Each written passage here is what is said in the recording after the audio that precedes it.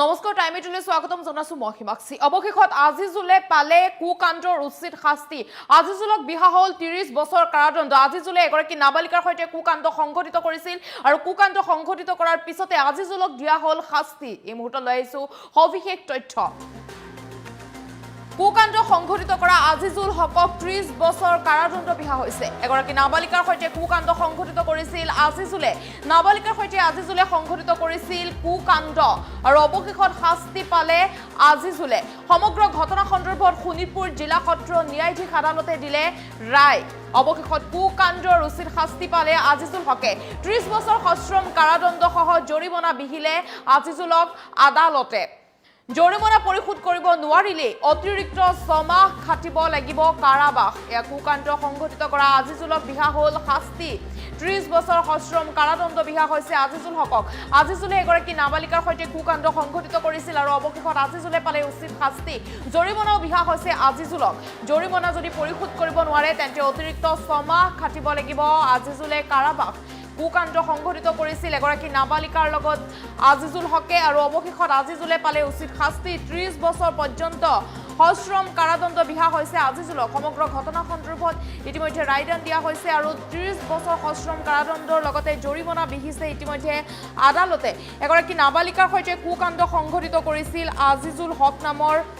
যুৱকজনে আৰু অৱশেষত উচিত শাস্তি পালে আজিজুলে 30 বছৰ সশ্ৰম কাৰাদণ্ড নাবালিকাৰ সৈতে যেহেতু জঘন্য ঘটনা সংঘটিত কৰিছিল আজিজুলে আৰু অৱশেষত উচিত শাস্তি পাইছে আজিজুলে সমগ্ৰ ঘটনা সন্দৰ্ভত শোণিতপুৰ জিলা সত্ৰ ন্যায়াধীশে ৰায়দান দিছে কুকাণ্ড সংঘটিত কৰিছিল এগৰাকী নাবালিকাৰ লগত কুকাণ্ড সংঘটিত কৰিছিল এয়া আজিজুল হক নামৰ যুৱকজনে অৱশেষত কুকাণ্ডৰ উচিত শাস্তি পালে আজিজুলে 30 বছৰ সশ্ৰম কাৰাদণ্ড সহ জৰিমনা বিহিলে আদালতে আৰু যদি জৰিমনা পৰিশোধ কৰিব নোৱাৰে আজিজুলে তেন্তে অতিৰিক্ত 6 মাহ খাটিব লাগিব আজিজুল কাৰাবাস খাটিব লাগিব সমগ্ৰ ঘটনা সন্দৰ্ভত শোণিতপুৰ জিলা সত্ৰ ন্যায়াধীশ আদালতে দিলে এই ৰায় 30 বছৰ সশ্ৰম কাৰাদণ্ড বিহা হৈছে আজিজুলক কিয়নো আজিজুলে এগৰাকী নাবালিকাৰ সৈতে জঘন্য ঘটনা সংঘটিত কৰিছিল কুকাণ্ড সংঘটিত কৰিছিল আজিজুলে এগৰাকী নাবালিকাৰ সৈতে আৰু নাবালিকাৰ সৈতে কুকাণ্ড সংঘটিত কৰা আজিজুলক বিহা হল শাস্তি 30 বছৰ সশ্ৰম কাৰাদণ্ড বিহা হৈছে আজিজুলক জঘন্য কাণ্ড সংঘটিত কৰা এইটোৱে হৈছে আজিজুল হক এই আজিজুল হকে এগৰাকী নাবালিকাৰ সৈতে কুকাণ্ড সংঘটিত কৰিছিল আৰু অৱশেষত ন্যায় পাইছে নাবালিকাগৰাকীক যেটো উচিত শাস্তি দিয়া হৈছে আজিজুলক আৰু এনে ধৰণৰ ব্যক্তিৰ আসলতে কি শাস্তি পোৱাটো আপুনি বিচাৰে কমেন্টৰ সহায়ত আপুনি জনাব পাৰিব কিয়নো ৰাজ্যত ইটোৰ পাছত সিটো জঘন্য ঘটনা বৃদ্ধি পাইছে আৰু নাবালিকাৰ সৈতে পুনৰ জঘন্য ঘটনা সংঘটিত কৰিছিল আজিজুল হক নামৰ যুৱকজনে আৰু নাবালিকাৰ সৈতে জঘন্য ঘটনা সংঘটিত কৰা আজিজুল হকক বিহা হল শাস্তি 30 বছৰ সশ্ৰম কাৰাদণ্ড বিহা হৈছে আজিজুল হকক এনে ধৰণৰ যুৱক বা এনে ধৰণৰ ব্যক্তিৰ আসলতে কি শাস্তি পোৱাটো বিচাৰে আপুনি হিয়া কমেন্টৰ সহায়ত জনাব পাৰিব যেহেতু ৰাজ্যত বৃদ্ধি পাইছে কুকাণ্ডৰ ঘটনা ইটোৰ পাছত হিটো কুকাণ্ড সংঘটিত হৈছে ইজন নাবালিকা ইজনীৰ পাছত সিজনী নাবালিকাক আসলতে কুকাণ্ড সংঘটিত কৰিছে এনে ধৰণৰ একাংশ যুৱকে বা এনে ধৰণৰ একাংশ ব্যক্তিয়ে আৰু কুকাণ্ড সংঘটিত কৰা ব্যক্তিৰ আসলতে কি শাস্তি হোৱাটো আপুনি বিচাৰে সেয়া আপুনি কমেন্টত জনাব পাৰিব আপোনাৰ মন্তব্য কুকাণ্ড যেহেতু সংঘটিত কৰিছিল আজিজুল হক নামৰ এই যুৱকজনে এগৰাকী নাবালিকাৰ সৈতে কুকাণ্ড সংঘটিত কৰিছিল আৰু নাবালিকাৰ সৈতে কুকাণ্ড সংঘটিত কৰা আজিজুলক বিহা হল শাস্তি আজিজুল হকক 30 বছৰ কাৰাদণ্ড বিহা হৈছে আৰু শোণিতপুৰ জিলা সত্ৰ ন্যায়াধীশ আদালতে এই ৰায় দিছে গতিকে এনে ধৰণৰ ব্যক্তি আজিজুলৰ দৰে ব্যক্তিৰ বা যুৱকৰ শাস্তি কি হোৱাটো আপুনি বিচাৰে সেয়া আপুনি কমেন্টত জনাব পাৰিব যেটো ৰাজ্যত বৃদ্ধি পাবলৈছে জঘন্য ঘটনা ইটোৰ পাছত হিটো কুকাণ্ড সংঘটিত হৈছে ৰাজ্যত গতিকে এনে ধৰণৰ কুকাণ্ডৰ পিছত আপুনি আসলতে আজিজুলৰ দৰে ব্যক্তিয়ে কি শাস্তি পোৱাটো বিচাৰে সেয়া কমেন্টৰ সহায়ত জনাব পাৰিব যেটো আজিজুলে নাবালিকাৰ সৈতে কুকাণ্ড সংঘটিত কৰিছিল জঘন্য ঘটনা সংঘটিত কৰিছিল নাবালিকাৰ সৈতে আৰু অৱশেষত উচিত শাস্তি পাইছে আজিজুলে যি শাস্তি পাইছে 30 বছৰ কাৰাদণ্ড বা অতিৰিক্ত জৰিমনা বিহা হৈছে 30 বছৰ কাৰাদণ্ড খাটিব লাগিব আজিজুলৰ দৰে শাস্তি আৰু কোনে পোৱা বিচাৰে আপুনি কমেন্ট কৰি জনাব পাৰিব যেটো 30 বছৰ সশ্ৰম কাৰাদণ্ড সহ জৰিমনা বিহিলে আদালতে আজিজুলে এগৰাকী নাবালিকাৰ সৈতে জঘন্য ঘটনা সংঘটিত কৰিলে আৰু যি শাস্তি পাইছে আজিজুলে সেয়া উচিত নে আৰু শাস্তি পোৱাটো আপুনি বিচাৰে সেয়া আপুনি কমেন্টত জনাব পাৰিব যেটো কুকাণ্ড সংঘটিত কৰিছিল এগৰাকী নাবালিকাৰ সৈতে জঘন্য ঘটনা সংঘটিত কৰিছিল এই আজিজুল হক নামৰ যুৱকজনে আৰু অৱশেষত উচিত শাস্তি পাইছে আজিজুলে মন্তব্য আছে মন্তব্য আগবঢ়াইছে যি আমাৰ তেজপুৰ সত্ৰ ন্যায়াধীশ তথা বিশেষ পক্সো আদালতৰ ন্যায়াধীশ শ্ৰীযুক্ত দেৱাশিষ ভট্টাচাৰ্যদেৱে এখন গুৰুত্ব ৰায় প্ৰদান কৰিছে, য'ত আসামী আজিজুল হকক 30 বছৰ সষ্টম কাৰাদণ্ড, তাৰ লগতে 50,000 টকা জৰিমনা আৰু জৰিমনা অদম আদায়ত 6 মাহ অতিৰিক্ত কাৰাদণ্ডৰ শাস্তি প্ৰদান কৰিছে। ঘটনাটো হৈছিলে আপোনাৰ আজিজুল হকক দোষী পাই পক্সো আইনৰ 6 নম্বৰ ধাৰা আৰু BNSৰ 65 ছাবছেকশ্যন 2 ধাৰাত দোষী পাই এই ৰায় প্ৰদান কৰি প্ৰমাণ পাই শাস্তি প্ৰদান কৰিছে আমাৰ সত্ৰ ন্যায়াধীশ বিশেষ পক্সো আদালতৰ ন্যায়াধীশ শ্ৰীযুক্ত দেৱাশিষ ভট্টাচাৰ্যদেৱে। এতিয়া ঘটনাৰ অলপ বিতম হ'ল যে ঘটনাটো সংঘটিত হৈছিলে আপোনাৰ মিছামাৰী থানাৰ অন্তৰ্গত বাঁহবেৰা ওৰাংবস্তি গাঁৱত, য'ত 19 বছৰীয়া আসামী আজিজুল হক, তেখেতৰ দেউতাৰ নাম নুৰ মহম্মদ, তেখেতে এনেকৈ এটা জঘন্য কাৰ্য সংঘটিত কৰিছিলে, য'ত তেখেতৰ ঘৰৰ ওচৰৰ 4 বছৰীয়া নাবালিক ছোৱালীক প্ৰলোভন দি নিজৰ ঘৰত মাতি লৈ দিছিলে আৰু তাৰপিছত ঘৰৰ পৰা খেদি দিছিলে। এই কথাটো প্ৰকাশ পোৱাৰ পিছতে যেতিয়া মাকে আইনৰ ব্যৱস্থা ল'ব বিচাৰিছিলে, তেতিয়া আসামী আজিজুলৰ পৰিয়ালে ইহঁতক বাধা দিছিলে আৰু সেই সময়ত যিজন এজাহাৰকাৰী অৰ্থাৎ ভুক্তভোগীৰ দেউতা, তেখেত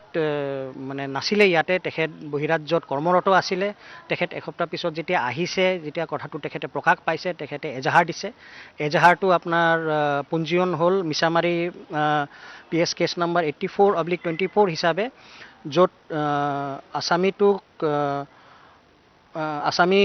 ওপৰত 65 ছাবছেকশ্যন 2 BNS আৰু ছেকশ্যন 6ৰ ধাৰা লগাই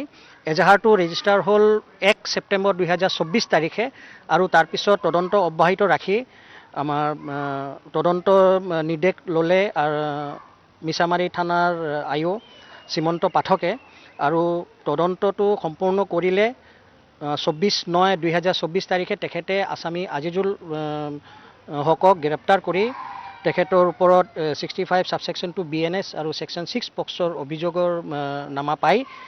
অভিযোগনামা দাখিল কৰিলে। আৰু তাৰপিছত 25/2/2000 আমাৰ বিশেষ আদালতে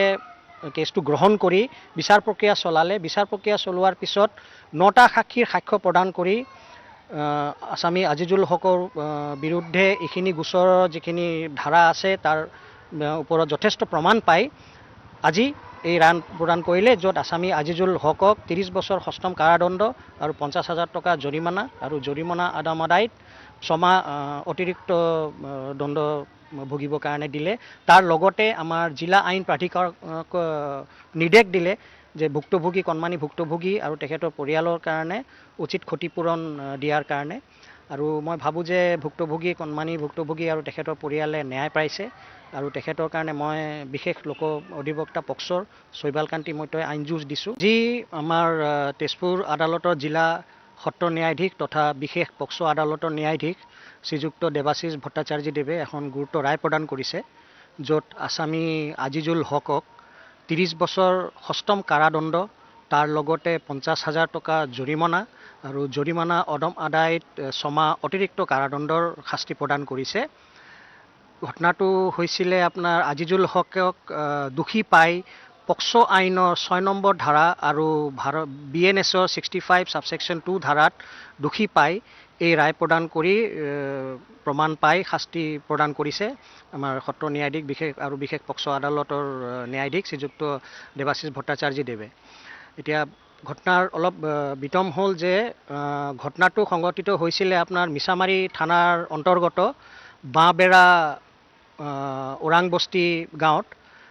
য'ত 19 বছৰীয়া আসামী আজিজুল হক, তেখেতৰ দেউতাৰ নাম নুৰ মহম্মদ, তেখেতে এনেকৈ এটা জঘন্য কাৰ্য সংঘটিত কৰিছিলে, য'ত তেখেতৰ ঘৰৰ ওচৰৰ 4 বছৰীয়া নাবালিক ছোৱালীক প্ৰলোভন দি নিজৰ ঘৰত মাতি লৈ দিছিলে আৰু তাৰপিছত ঘৰৰ পৰা খেদি দিছিলে। এই কথাটো প্ৰকাশ পোৱাৰ পিছতে যেতিয়া মাকে আইনৰ ব্যৱস্থা ল'ব বিচাৰিছিলে, তেতিয়া আসামী আজিজুলৰ পৰিয়ালে ইহঁতক বাধা দিছিলে আৰু সেই সময়ত যিজন এজাহাৰকাৰী অৰ্থাৎ ভুক্তভোগীৰ দেউতা, তেখেত মানে নাছিলে ইয়াতে, তেখেত বহিৰাজ্যত কৰ্মৰত আছিলে। তেখেত এসপ্তাহ পিছত যেতিয়া আহিছে, যেতিয়া কথাটো তেখেতে প্ৰকাশ পাইছে, তেখেতে এজাহাৰ দিছে। এজাহাৰটো আপোনাৰ পঞ্জীয়ন হ'ল মিছামাৰী PS কেছ নাম্বাৰ 84/24 হিচাপে, য'ত আছামীটোক আছামী ওপৰত 65 ছাবছেকশ্যন 2 BNS আৰু ছেকশ্যন 6ৰ ধাৰা লগাই এজাহাৰটো ৰেজিষ্টাৰ হ'ল 1 ছেপ্টেম্বৰ 2024 তাৰিখে। আৰু তাৰপিছত তদন্ত অব্যাহত ৰাখি আমাৰ তদন্ত নিৰ্দেশ ল'লে মিছামাৰী থানাৰ আয়ো শ্ৰীমন্ত পাঠকে, আৰু তদন্তটো সম্পূৰ্ণ কৰিলে